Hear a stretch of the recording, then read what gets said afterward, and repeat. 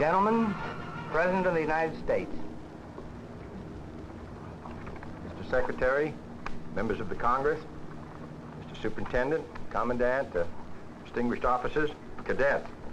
It's a great personal pleasure for me to have an opportunity with the Secretary of the Treasury and the members of Congress to review the cadets of this ship and to have an opportunity to indicate our great interest in the Coast Guard.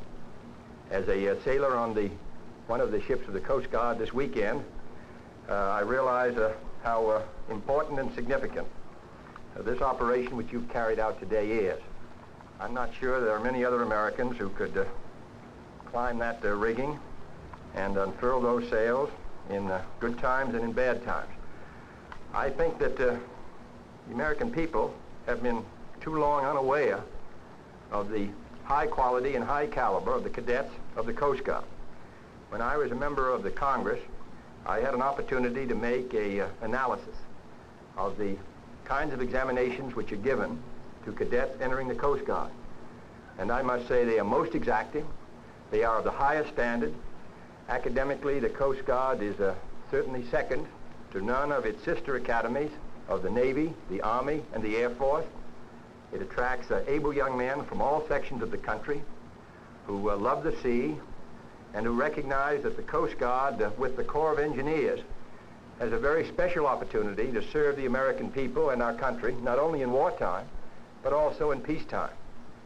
And there is not anyone who has sailed any of our lakes or oceans who has not at one time or another been the beneficiary of the faithful service of the Coast Guard.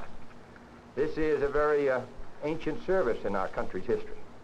Its first father, the progenitor of so many distinguished acts, Alexander Hamilton, began the Coast Guard as a revenue collecting service, asked the Congress of the United States for appropriations for 10 vessels, the first of which was to cost a total, when fully equipped, of $1,000, and was named the Massachusetts.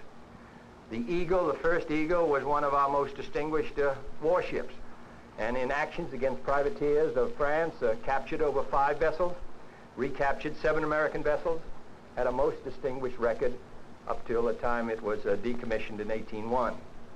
A number of Eagles have followed since, and we are glad today to visit the most recent.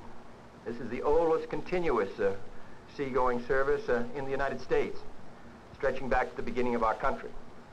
So I want all of you who are cadets to know how proud we are of you.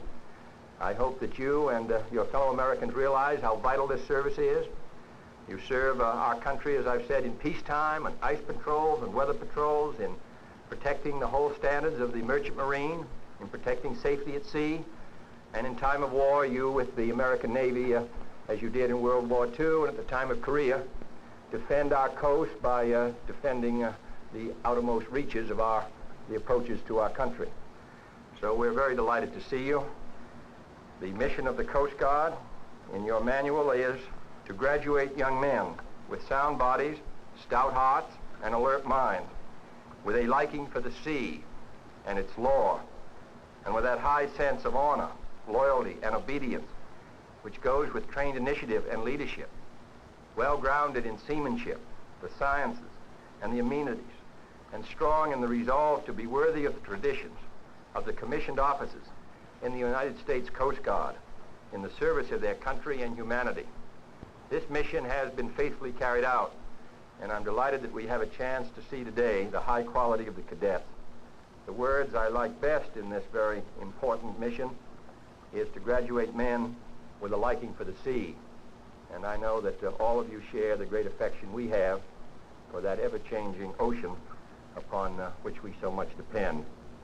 Gentlemen, I've been informed that this constitutes a visit to the Coast Guard Academy, which I look forward to making, and therefore taking advantage of my prerogatives as a Commander-in-Chief, I want to exempt, with the permission of the Superintendent, the Commandant, the Secretary of the Treasury, and various others, we want to exempt all of you from any penalties which you may now carry with you, and to tell you that we're proud of you and wish you many years of service in the Coast Guard and the service of our country.